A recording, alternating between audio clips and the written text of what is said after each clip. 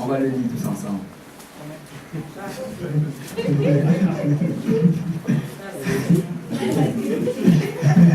Amen. Jean 3, verset 16 à 18. Car Dieu a tant aimé le monde qu'il a donné son Fils unique, afin que quiconque croit en lui ne périsse point, mais qu'il ait la vie éternelle. Dieu, en effet, n'a pas envoyé son Fils dans le monde pour qu'il juge le monde, mais pour que le monde soit sauvé par lui. Celui qui croit en lui n'est point jugé, mais celui qui ne croit pas est déjà jugé, parce qu'il n'a pas cru au nom du Fils de Dieu. Amen. Amen. Donc, on va prier tous ensemble. Prions que le Seigneur ouvre notre cœur à recevoir ta parole. Seigneur Dieu Tout-Puissant, merci Seigneur pour ce bon moment qu'on a passé en ta présence. Merci pour les louanges qu'on a élevées vers toi. Merci Seigneur pour ces témoignages qu'on a reçus. Ces témoignages Seigneur qui nous ont montré comment Seigneur nous étions avant, mais comment Seigneur tu nous as transformés aujourd'hui Papa. Merci pour cette joie, cette paix, cet amour Seigneur qui est dans cette pièce aujourd'hui. Merci Seigneur pour l'amour que je reçois Seigneur de mon frère et de ma sœur en Christ. Merci Seigneur parce qu'il prie pour moi et qu'il veille sur moi. Merci pour ton église Seigneur que tu as bâti sur le rocher mon Dieu mon roi. Merci pour tout ce que tu fais dans notre vie. Les choses qu'on fait, les choses qu'on ne sait pas. Parce que Seigneur, tu as promis de nous aller jusqu'à la fin des temps. Si on persévère, Seigneur, alors Seigneur, nous sommes aujourd'hui devant toi, Papa, pour partager ta parole, Seigneur, pour recevoir davantage de toi, Seigneur, afin que notre vie soit changée davantage, afin qu'on se rapproche de ta sainteté, et afin, Seigneur, qu'on prépare une place, Seigneur, dans ton royaume, Seigneur, pour ton retour, Seigneur, toi qui as dit que tu reviens bientôt. Mon Dieu, mon roi, je te remercie encore pour tout ce que tu fais, Papa. Et c'est avec action de grâce, Père Céleste, que nous t'avons prié. Que tout le monde peut dire au nom de Jésus. Si on peut battre nos mains encore une fois.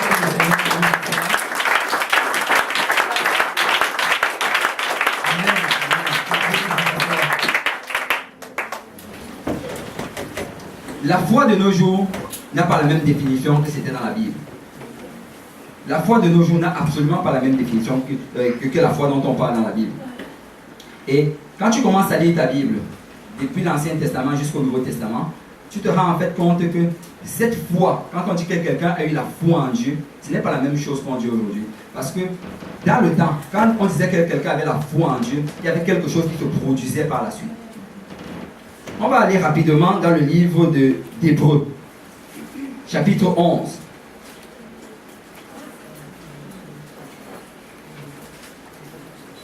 Hébreux, chapitre 11.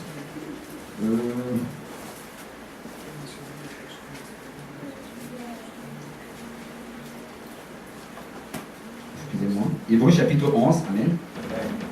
Et dans le livre d'Hébreux chapitre 11, ça nous parle des héros de la foi. Ça nous donne la galerie de toutes ces personnes-là qui ont eu la foi en Dieu et ce qui s'est produit par la suite. Et avant de parler de ça, nous donne d'abord la définition, c'est quoi la foi. Donc dans Hébreux chapitre 11, verset 1, la Bible dit: or la foi est une ferme assurance des choses qu'on espère, une démonstration de celles qu'on ne voit pas. Si tu regardes bien le verset, tu vois que ça décrit la foi par deux caractéristiques. La première, c'est l'espérance. Tu espères en quelque chose. La deuxième, c'est une démonstration. Il faut que quelque chose soit visible. Amen. Amen. Donc il faut, de un, qu'il y ait d'abord une espérance, et de deux, une démonstration, un fait qui est visible. Amen. Amen. Ok. Et ensuite, le livre d'Hébreux te décrit les héros de la foi. Et ça commence par plusieurs personnes. On va aller directement au verset 4, ça parle d'Abel. Ça dit au verset 4 que Abel a eu la foi, et c'est pour ça qu'il a offert un sacrifice plus excellent que son frère Caïn. Amen. Amen. Verset 7, ça dit que Noé a cru en Dieu, et c'est pour ça qu'il a construit l'arche pour sauver sa famille. Amen. Amen. Au verset 8, ça dit qu'Abraham a eu la foi en la promesse de Dieu. C'est pour ça qu'il a quitté sa famille pour aller à Canaan. Amen. Amen. Au verset 11, ça dit que Sarah a eu la foi, et c'est pour ça qu'elle a enfanté Isaac. Au verset 17, ça dit qu'Abraham encore a eu la foi, c'est pour ça qu'il a offert Isaac. Au verset 28, ça dit que Moïse a eu la foi, et c'est pour ça qu'il a aspergé du sang sur les portes des Hébreux pour que l'exterminateur n'entre pas dans leurs portes. Amen. Et au verset 31, ça parle de Rahab, la prostituée qui vivait à Jéricho. Ça dit qu'elle a eu la foi, c'est pour ça qu'elle a reçu les deux espions hébreux chez elle, et par la suite, elle a été épargnée lors de la destruction de ce peuple. Amen. Amen. Ok, donc si on regarde bien, on voit que la foi là-dedans, c'était accompagné de quelque chose. Quand quelqu'un avait la foi, il faisait quelque chose par la suite. Quand quelqu'un avait la foi, il y avait une action qui se produisait. Quand quelqu'un avait la foi, il y avait une œuvre visible, une démonstration qu'on pouvait voir. Amen. Ok. Donc, on va aller maintenant dans le livre de Jacques. Livre de Jacques, chapitre 2, verset 14.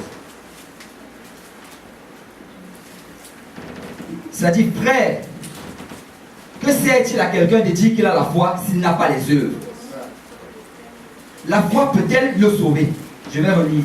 Mais frère, que sert-il à quelqu'un de dire qu'il a la foi s'il n'a pas les œuvres? La foi peut-elle le sauver?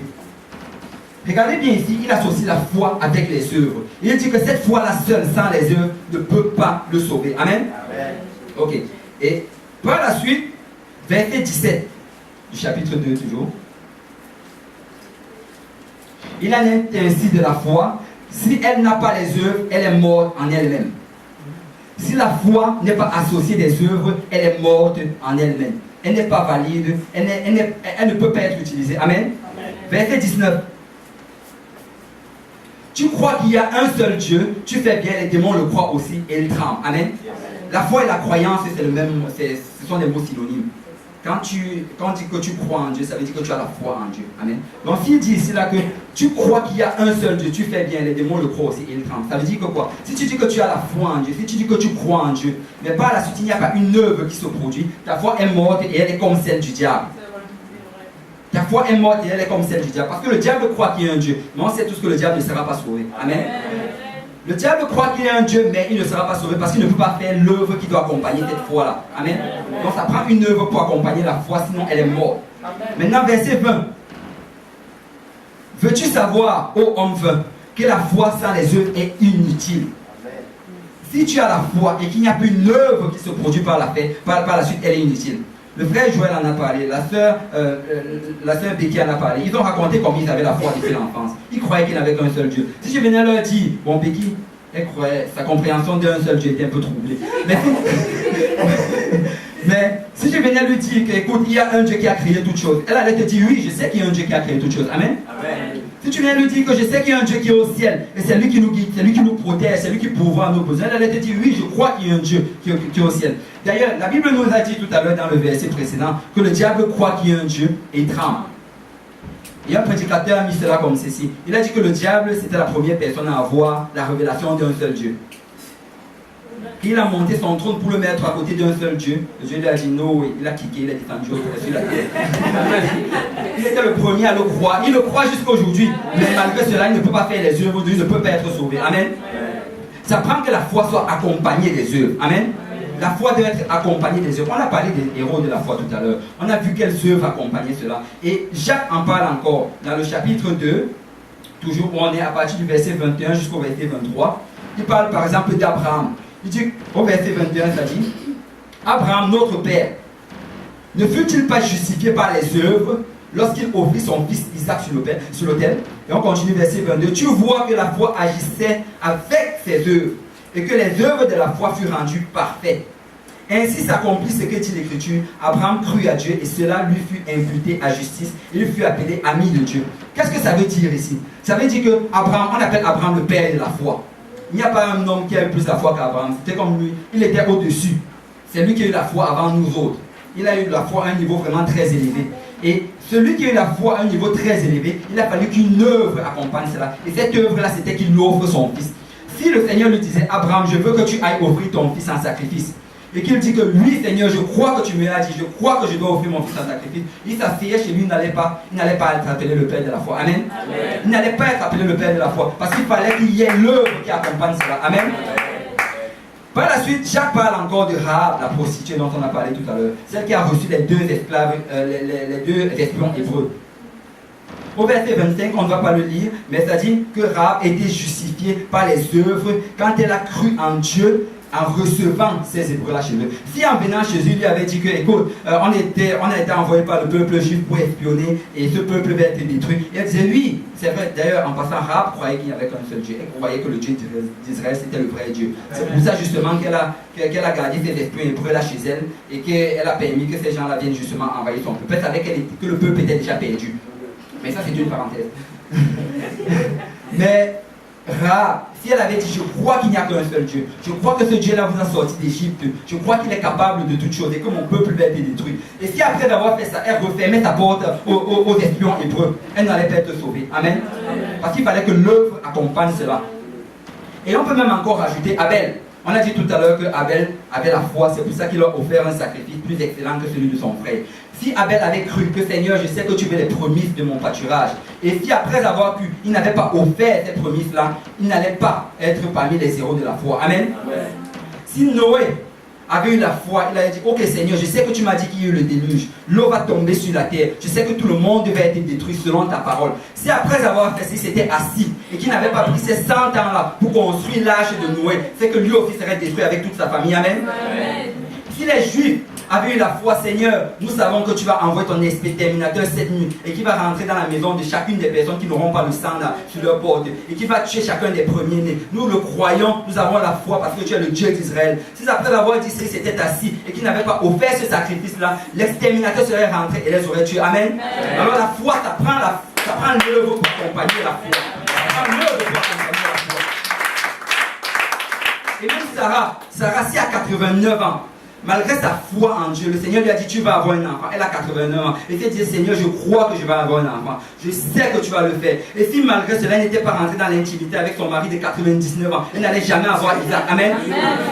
Ça prend une œuvre pour accompagner la foi. Et Jacques 1, du verset 21 à 22 dit c'est pourquoi, rejetant toute souillure et tout excès de malice, recevez avec douceur la parole. Dis à ton voisin, reçois avec douceur la parole. Qui a été planté en vous et qui peut sauver. Dis à ton voisin, qui peut sauver. Mettez en pratique la parole. Dis à ton voisin, mettez en pratique la parole. Et ne vous bornez pas à l'écouter en vous trompant vous-même par des faux raisonnements.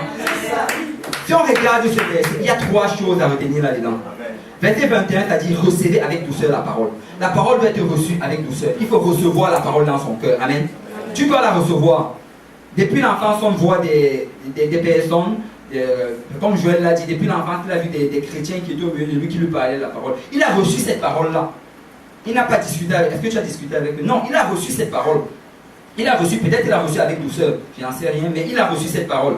Et cette parole-là, il faut que tu la reçoives pour qu'elle sauve ton âme. Ça, c'est la fin du verset 21. Parce qu'on dit, et qui peut sauver vos âmes. Donc, tu la reçois avec douceur, mais ça peut maintenant sauver ton âme après que tu l'as reçue avec douceur. Le fait que tu l'as reçue avec douceur ne garantit pas que ça va sauver ton âme. Tu vas la recevoir avec douceur, mais ça peut sauver ton âme. Mais le verset 22 maintenant te dit comment ça va faire pour sauver ton âme. C'est-à-dire, mettez en pratique la parole.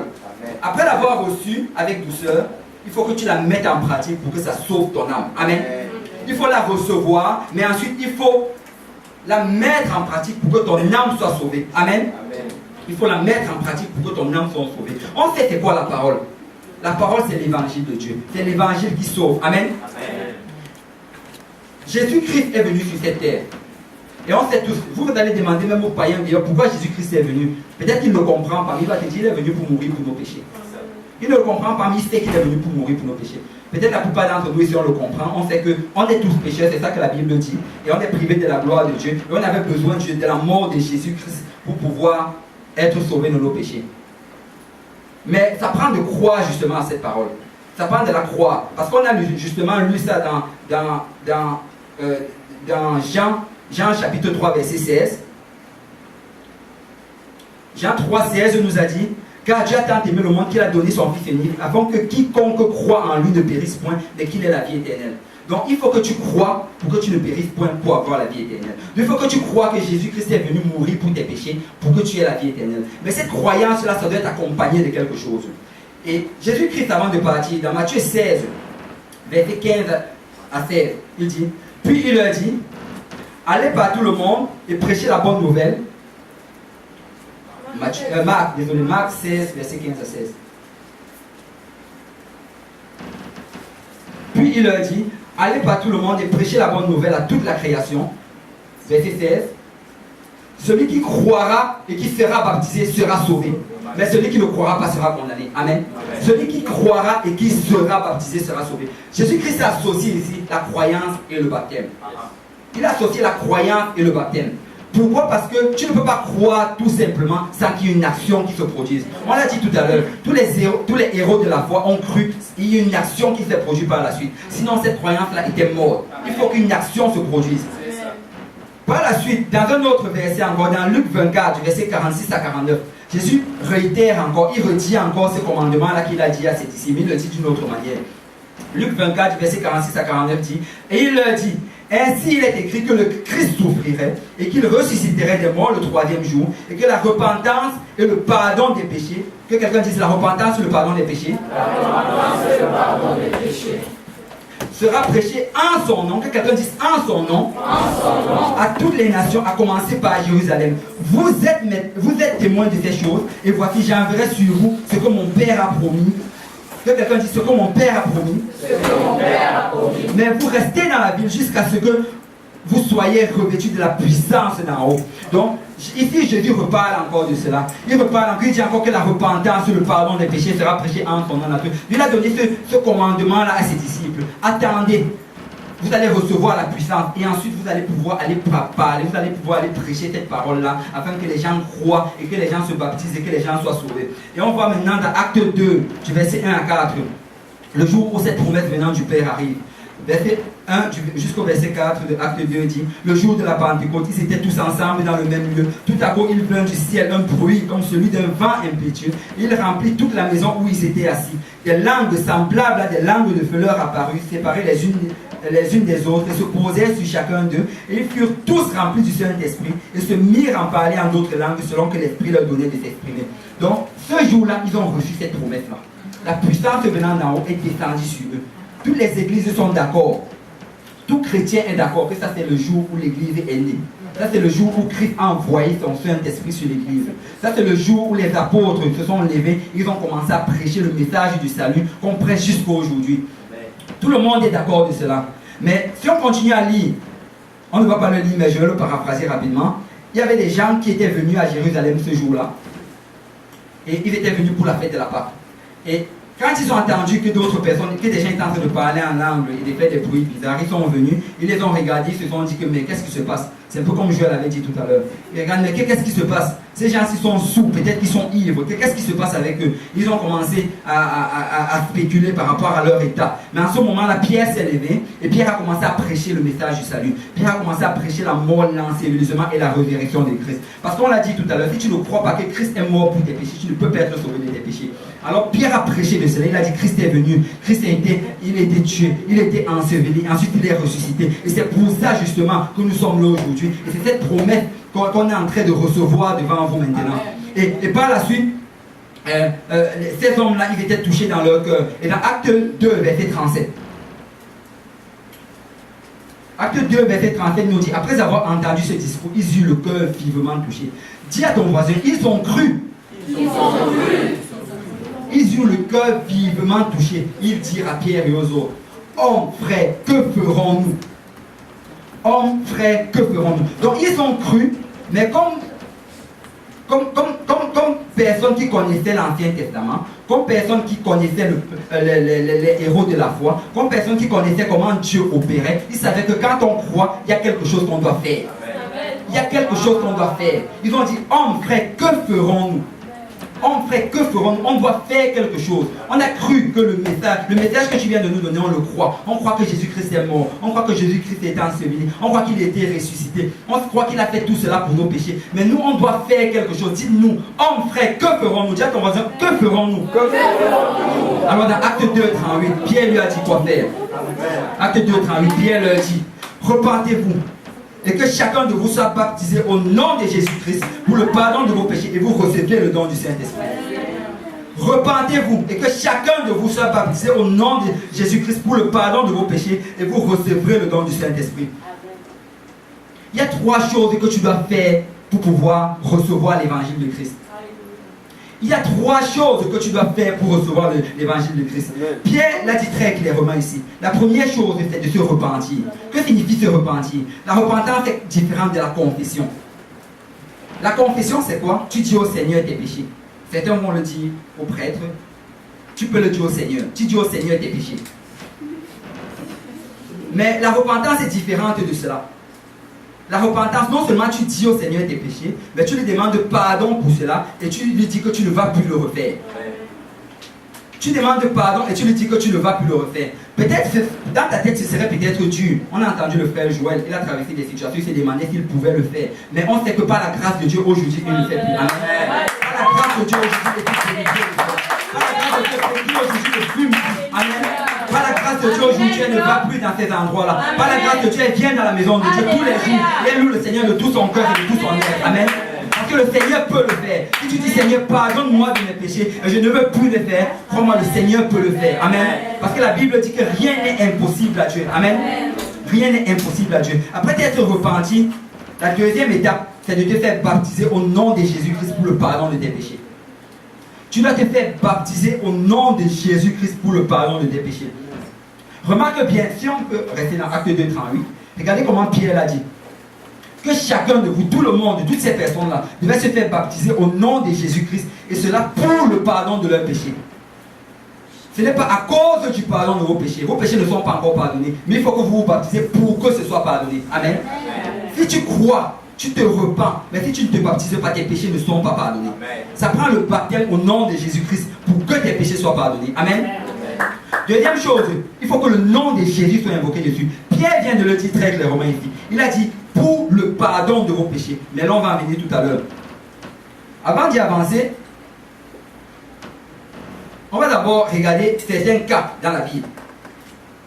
Des personnes qui ont reçu l'évangile.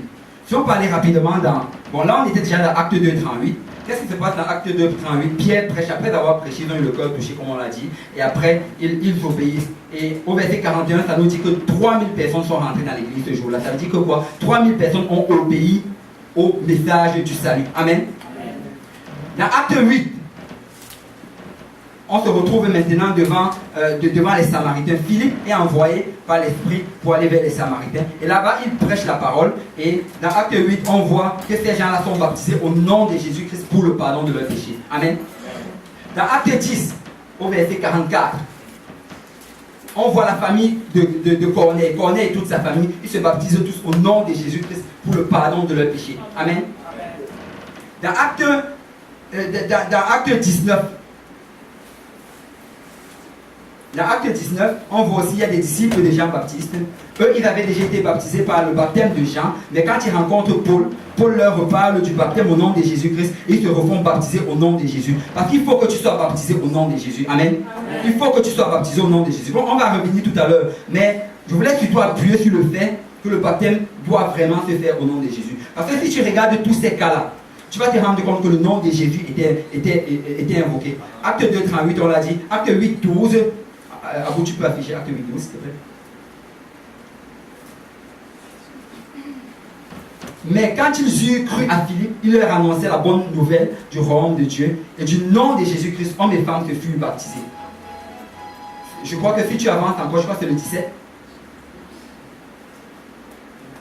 Je ne me trompe pas, je ne sais pas si c'est le 17. C'est 16, rentre un peu.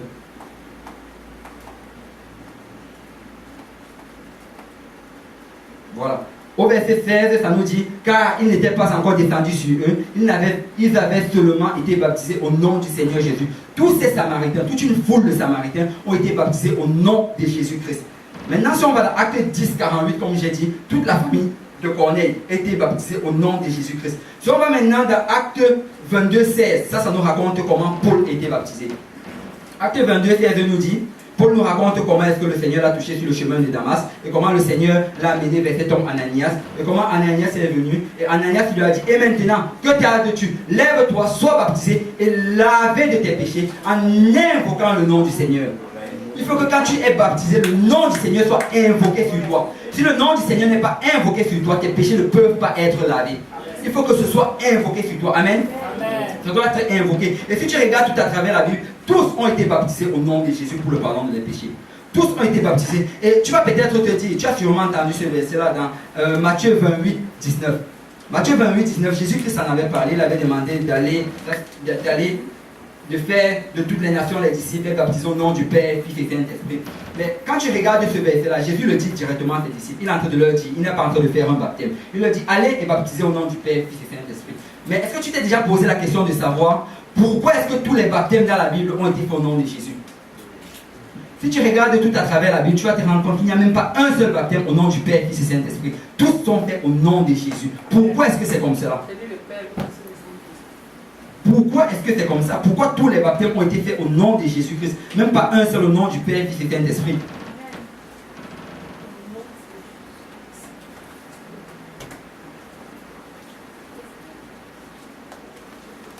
Il faut savoir que Jésus-Christ, il avait ouvert l'esprit à ses disciples afin qu'ils comprennent les Écritures.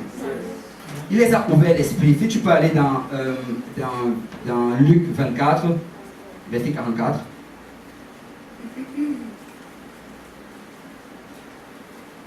Non, verset 47. Tu as 41. 45. La Bible dit, alors il leur ouvrit l'esprit afin qu'ils comprissent les Écritures. Après leur avoir donné le commandement qu'on a lu tout à l'heure, d'aller prêcher la bonne nouvelle, d'aller baptiser les gens au nom du Père, Fils et Saint-Esprit, il a ouvert les frères des disciples pour qu'ils comprennent les Écritures. Et ils ont compris là-dedans, si tu peux rentrer maintenant dans Matthieu 28, 19, ils ont compris justement là-dedans que quand Jésus-Christ est en train de dire, allez les baptiser au nom du Père, Fils et Saint-Esprit, il est en train de dire d'aller baptiser en un nom. Parce que si tu regardes bien, d'abord le mot au nom ici, ce n'est pas au pluriel. Ce n'est pas A-U-X-N-O-M-S. Parce qu'il n'y a qu'un seul nom. Et si tu regardes même bien, là-dedans, il n'y a aucun nom. Parce que tout ce qui est utilisé ici, ce sont des titres. Père, Fils et Saint-Esprit. Père, Fils et Saint-Esprit, ce ne sont pas des noms. Il fallait trouver justement le nom qu'il fallait utiliser pour baptiser. Et c'est pour ça que quand tu regardes à travers la Bible, ils n'ont baptisé qu'au nom de Jésus. Parce qu'ils ont compris qu'il n'y a qu'un seul Père, qu'il n'y a qu'un seul Fils et qu'il n'y a qu'un seul Saint-Esprit. Il n'y a pas trois dieux, il n'y en a qu'un seul. Ils ont compris l'écriture. Jésus leur a ouvert les yeux pour qu'ils comprennent. Ils ont parlé dans Ésaïe 9.5. Ésaïe 9.5 nous montre justement l'écriture, l'une des écritures qu'ils ont compris très clairement. Dans Ésaïe 9.5, ça dit,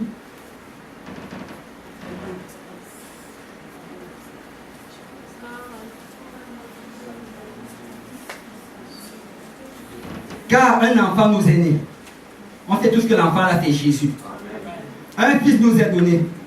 On sait que c'est Jésus. Le Fils c'est Jésus. Mais vous donc, le Fils c'est Jésus. Et la domination reposera sur son épaule. La domination reposera sur les épaules de qui? Jésus. On l'appellera admirable. Qui est admirable? Jésus. Conseiller. Qui est conseiller? Jésus. Dieu puissant. Qui est Dieu puissant? Jésus. Père éternel. Père éternel, cet enfant-là qui est en même temps le Fils et en même temps le Père éternel. C'est en même temps lui qui est le Père, le Fils et le Saint-Esprit. Les disciples ont compris cela et c'est pour ça qu'ils sont partis. Ils ont fait tous les baptêmes de la vie au nom de Jésus. Il n'y a aucun baptême au nom du Père, Fils et Saint-Esprit. Tous les baptêmes ont été réalisés au nom de Jésus-Christ. Parce qu'ils savent qu'il n'y a qu'un seul Dieu. Et que ce Dieu-là c'est Jésus. Amen. Dans Acte 4, 12, Pierre, devant les pharisiens, appuie encore ce concept-là pour leur faire comprendre que tout doit être fait au nom de Jésus. Il leur dit, il n'y a de salut en aucun autre. Dis à ton voisin, il n'y a de salut en aucun autre. Qu'il n'y a sous le ciel aucun autre nom qui a été donné parmi les hommes par lequel nous devions être sauvés. La Bible dit devions, ne dit pas pouvons ou bien pourrons choisir, mais nous devons être sauvés par ce nom-là. Si tu n'as pas été baptisé au nom de Jésus-Christ, ça prend le nom de Jésus-Christ pour que tes péchés soient pardonnés. Amen. Il n'y a aucun autre nom qui a été donné parmi les hommes par lequel nous devions être sauvés. Après avoir été baptisé au nom de Jésus-Christ, il y a la troisième étape qui est recevoir le baptême du Saint-Esprit. Lors des témoignages, vous avez encore entendu parler de cela. Et quand tu reçois le baptême du Saint-Esprit, tu parles en d'autres langues. Pourquoi? Ce n'est pas parce que je le dis, c'est parce que la Bible le dit. Amen. C'est parce que la Bible le dit. Dans Acte 2, verset 1 à 4, ça raconte comment les disciples ont parlé en d'autres langues. Dans Acte 8, ça raconte comment les Samaritains aussi ont parlé en d'autres langues. Et ça raconte justement que Philippe avait prié avait baptisé les Samaritains. Ensuite, il a prié pour eux. Ils n'ont pas reçu le baptême du Saint-Esprit. Il a dû aller appeler Pierre et Jean pour qu'ils viennent prier. Et c'est quand on a vu qu'ils parlaient en d'autres langues qu'on a dit que lui, ils ont reçu le baptême du Saint-Esprit. Dans Acte 10, au verset 46, ça dit que tous ceux qui accompagnaient Pierre, quand ils sont allés rendre visite à Corneille, ont su que ces gens-là avaient le Saint-Esprit parce qu'ils les entendaient parler en langue et glorifier Dieu. Acte 10, 46, merci. Acte 19, 2. On va aller dans Acte 19. On va bien, donnez-moi encore quelques temps, on va bientôt finir.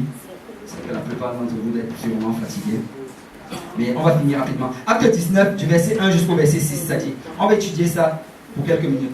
Pendant qu'Apollo était à Corinthe, Paul, après avoir parcouru les hautes provinces de la vie, arriva à Éphèse et a rencontré quelques disciples. Il leur dit: avez-vous reçu le Saint-Esprit quand vous avez cru? Il lui répondit: nous n'avons même pas entendu dire qu'il y ait un Saint-Esprit. 3. Il dit: de quel baptême avez-vous donc été baptisé? Il y avait un problème en même temps avec le Saint-Esprit, avec le baptême. Avez-vous, est-ce que tu peux un peu retourner au 1? Avez-vous reçu le Saint-Esprit quand vous avez cru? Regardez la question que Paul demande à des gens qui viennent de la rencontrer. La Bible ne nous dit même pas qu'il a dit bonjour. Il croisait des gens. Avez-vous reçu le baptême du Saint-Esprit quand vous avez cru? Est-ce que tu as reçu le Saint-Esprit quand tu as cru? Parce que Paul savait que sans le Saint-Esprit, tu as un gros problème. Amen. Amen. Paul savait que sans le Saint-Esprit, tu as un énorme problème. Alors il dit: avez-vous reçu le Saint-Esprit quand vous avez cru? Ils disent que nous n'avons même pas entendu dire qu'il y avait un Saint-Esprit. Si tu n'as pas entendu dire qu'il y a un Saint-Esprit, tu ne l'as pas reçu. Parce que tu demandes souvent à certains: est-ce que tu as reçu le Saint-Esprit? Et tu dis que oui. Tu l'as reçu quand? Je l'ai reçu. Mais tu l'as reçu quand? Il n'est pas capable de te dire. Tu n'as pas entendu qu'il y a un Saint-Esprit, tu ne l'as pas reçu. Amen. Ça prend de savoir qu'il y a un Saint-Esprit. Ça prend de se mettre dans la disposition pour que le Seigneur te le donne. Amen. Avez-vous reçu le Saint-Esprit quand vous avez cru? Nous n'avons même pas entendu dire qu'il y a un Saint-Esprit. Ensuite, Paul leur demande: de quel baptême avez-vous donc été baptisé? Il peut y avoir un problème avec le baptême. Ce ne sont pas tous les baptêmes qui sont valides. Ce ne sont pas tous les baptêmes qui sont valides. Il y a des baptêmes valides, il y a des baptêmes qui ne sont pas valides. Amen. Amen. Parce que Paul leur demande clairement: de quel baptême avez-vous été baptisé? C'est quel baptême? Si tu n'as pas reçu le Saint-Esprit, peut-être que c'est à cause de ton baptême. Amen. Amen. Peut-être que c'est à cause de ton baptême. De quel baptême as-tu été baptisé? Il lui dit: du baptême de Jean. Jean a baptisé. Jean baptisait comme Jésus, comme les disciples de Jésus. Il les prenait, il les enfonçait dans l'eau. En fait, en passant, verser l'eau sur la tête, ce n'est pas le baptême. C'est juste une parenthèse. Parce que baptême, en fait, ça vient d'un mot grec qui dit baptizo, qui signifie plonger, immerger. Donc, on ne va même pas vraiment rentrer dans l'explication de cela. Mais si tu regardes tout à travers ta Bible, tu vas voir que tout le monde était plongé dans l'eau. Ce n'est que récemment, dans les temps présents, que les gens commencent à changer cela. Et ça cause l'histoire de l'Église et tout. Mais Dieu est le même hier, aujourd'hui, éternellement. Amen. Ta parole ne change pas. Amen. Elle est déjà établie au ciel. Alors, comme les apôtres l'ont fait, c'est comme ça qu'on va faire aujourd'hui. Alors, il leur demande: de quel baptême avez-vous été baptisé? Du baptême de Jean. Jean a pris les gens, il les a plongés dans l'eau, il les a sortis. Mais ce n'est pas le même baptême que le baptême de Jésus. Amen. Parce que Paul dit par la suite, au verset 4, Jean a baptisé du baptême de la repentance. Malgré le fait qu'il plongeait les gens dans l'eau comme les disciples, peut-être que ces disciples de Jean-Baptiste ont vu les disciples de Jésus plonger des gens dans l'eau. Ils se sont dit: oh ben écoute là, on a déjà fait ça, c'est correct. On n'a pas besoin d'encore se baptiser parce qu'on a fait de la même manière. Jean nous a... En plus, Jésus-Christ a dit qu'il n'y a pas de plus grand prophète que lui. Donc, il a dit: ben c'est correct là, il est en train de plonger les gens dans l'eau, on a déjà fait ça, c'est correct. Mais Paul leur demande... Paul leur dit: Jean a baptisé du baptême de la repentance. Malgré le fait que vous étiez plongé dans l'eau comme nous, c'était le baptême de la repentance. Pourquoi? Parce qu'il manquait quelque chose dans ce baptême. Il manquait quelque chose. Et cette chose-là, c'était le nom de Jésus. Amen. Cette chose, c'était le nom de Jésus. Amen. Alors, il a dit par la suite, disant au peuple de croire en celui qui venait après lui. Jean le faisait parce que Jésus-Christ n'avait pas encore commencé son ministère. Mais Jean avait dit: il est bon que je rabaisse et que celui-là croisse. Amen. Pourquoi? Parce que tout cela, c'était juste en préparation du baptême de Jésus. Et quand Jésus est donc venu, comme Paul est en train de le dire maintenant, c'est-à-dire en Jésus. Et au verset 5, ça dit: sur ces paroles, il fut baptisé au nom du Seigneur Jésus-Christ. Il fut baptisé au nom du Seigneur Jésus-Christ. Il fut baptisé au nom du Seigneur Jésus-Christ. Ils n'ont pas discuté. Dans ce temps-là, ils n'avaient pas l'habitude de discuter. Ils savaient que quand le Seigneur le dit, c'est comme ça. On ne discute pas avec la parole de Dieu. Amen. On ne discute pas avec la parole de Dieu. C'est lui qui établit les choses. Tu vas discuter, tu vas courir, tu vas tourner en rond, mais c'est lui qui décide. Amen. C'est son royaume. C'est lui qui décide qui rentre. Amen. Donc, sur ces paroles, ils se sont fait baptiser au nom de Jésus pour le pardon de leurs péchés. Et au verset 6, lorsque Paul leur eut imposé les mains, Paul a imposé les mains sur ces hommes-là. Certaines personnes viennent à l'église, tu veux prier pour eux pour qu'ils reçoivent le Saint-Esprit. Ils disent que prie pour moi, mais ne m'impose pas les mains. Paul leur a imposé les mains et le Saint-Esprit est venu sur eux. Ils parlaient en langue et prophétisaient. On revoit encore la même chose ici. La repentance, le baptême au nom de Jésus-Christ et le baptême du Saint-Esprit. La repentance, le baptême au nom de Jésus-Christ et le baptême du Saint-Esprit. La repentance, le baptême au nom de Jésus-Christ et le baptême du Saint-Esprit. Pourquoi? Parce que ce sont les œuvres qui accompagnent la foi. Ce sont les œuvres qui accompagnent la foi. Si ta foi n'est pas accompagnée de cela, ta foi n'est pas valide. Si ta foi n'est pas accompagnée de cela, ta foi est morte. Amen. Si ta foi n'est pas accompagnée de cela, tu ne peux pas rentrer dans le royaume des cieux. Amen. Ça prend d'accomplir cela, ça prend d'obéir au commandement de Dieu. Amen. Le Seigneur l'a fait pour toi. Il est venu, il est mort, il était enseveli, il est ressuscité. Tout ce qu'il te demande de faire aujourd'hui, c'est juste d'obéir à cela. Alléluia. Nous sommes parlés dans Jean chapitre 3, verset 5. Un homme est venu voir Jésus-Christ de nuit parce qu'il avait honte. Il ne voulait pas qu'on le voie avec Jésus parce qu'il était trop important. Mais dans son cœur, il savait que cet homme-là, il a le message du salut. Cet homme-là, il a quelque chose, il a ce que ça prend pour être sauvé. Alors il vient voir Jésus et il commence à complimenter Jésus. Mais Jésus connaissait son cœur. Jésus-Christ lui a dit dans Jean chapitre 3, verset 5, en vérité, je te le dis. Quand Jésus-Christ dit en vérité, c'est parce que c'est la vérité. Amen. En vérité, je te le dis. Si un homme ne naît d'eau et d'esprit, il ne peut entrer dans le royaume des cieux. Si un homme ne naît d'eau et d'esprit, si un homme ne se baptise pas d'eau au nom de Jésus-Christ et qu'il ne reçoit pas le baptême du Saint-Esprit, il ne peut pas rentrer dans le royaume des cieux. Ça prend cela pour rentrer dans le royaume des cieux. Ça prend cela pour rentrer. C'est pour ça que tous les disciples et tous les apôtres dans la Bible ont été baptisés au nom de Jésus-Christ pour le pardon de leurs péchés et qu'ils ont reçu le baptême du Saint-Esprit. C'est pour ça que Paul, quand il a rencontré ses disciples de Jean, il leur a demandé: est-ce que vous avez reçu le Saint-Esprit quand vous avez cru? Est-ce que vous êtes nés d'esprit? Et ils vont dire qu'on ne savait même pas qu'on devait naître d'esprit. Et puis Paul leur a dit: de quelle eau vous avez été baptisé? De quelle naissance d'eau est-ce que vous avez expérimenté? On a expérimenté l'eau de Jean. Maintenant, vous avez besoin de l'eau de Jésus. Amen. Vous avez besoin de l'eau de Jésus. Il faut que le nom de Jésus soit invoqué sur l'eau de baptême. Pour que vous puissiez rentrer dans le royaume de Dieu. Ça prend cela pour entrer dans le royaume de Dieu. Dis à ton voisin, ça prend cela pour entrer dans le royaume de Dieu. Si on peut s'élever tous ensemble. Si on peut acclamer le Seigneur encore une fois.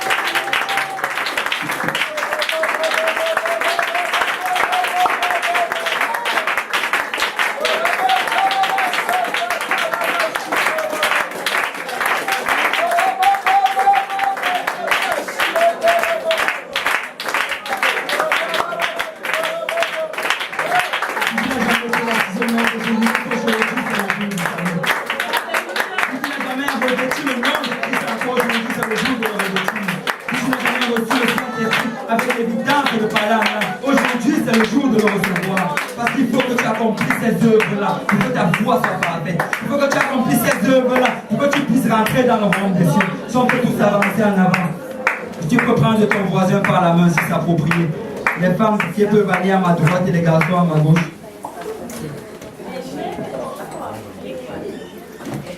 Ça prend une action. Ça prend une œuvre.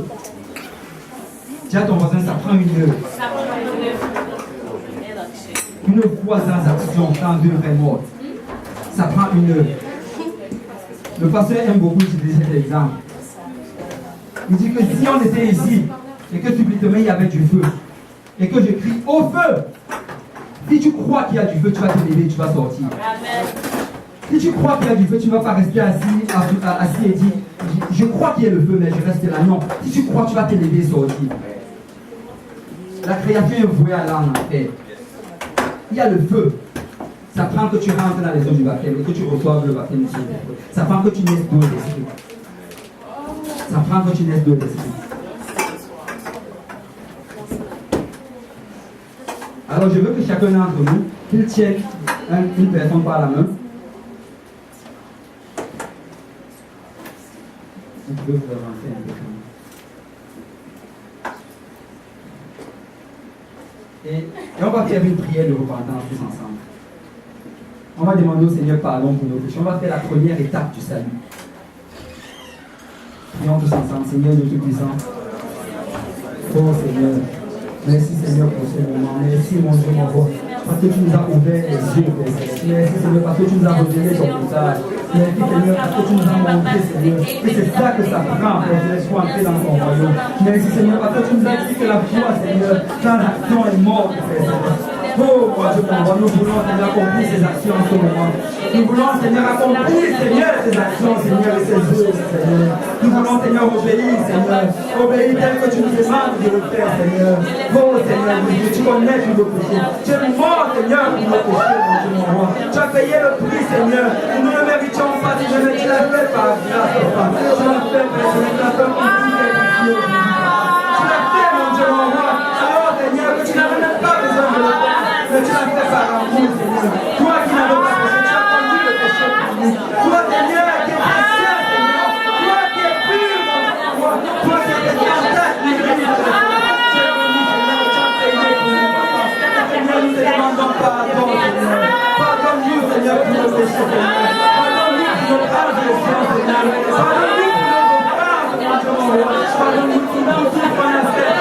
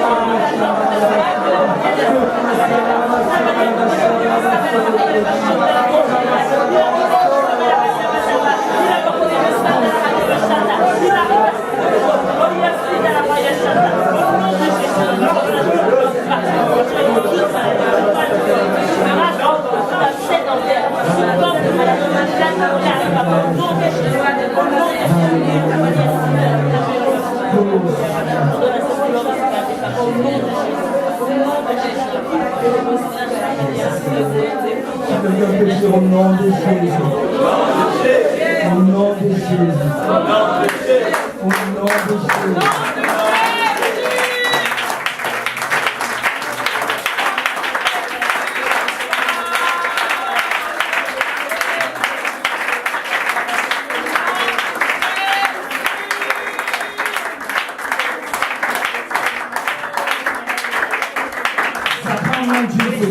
Pour que le Seigneur te pardonne tes péchés. Ça prend moins d'une seconde. Quand tu as commencé à prier, il avait déjà commencé à te parler. Il avait déjà commencé à passer la gloire. Mais pourquoi est-ce qu'il y a trois parties dans l'évangile? Parce que la repentance apprend son tes péchés présents.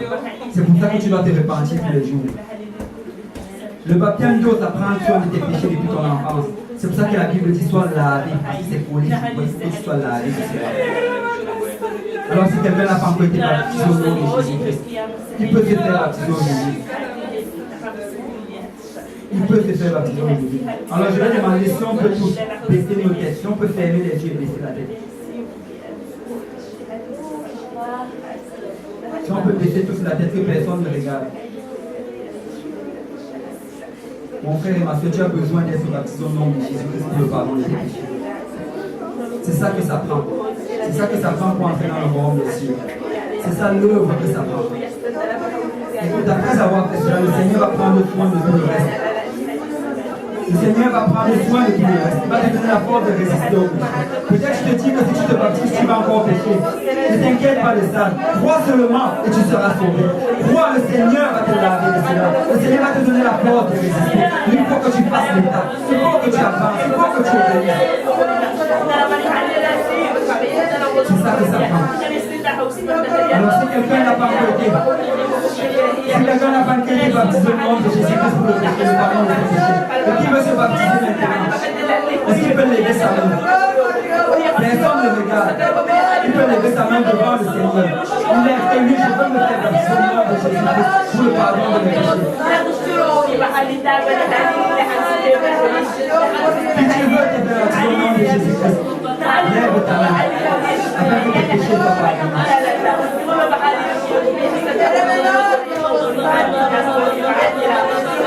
Jésus-Christ a dit aujourd'hui, c'est le jour du salut. Le théâtre l'heure acceptable.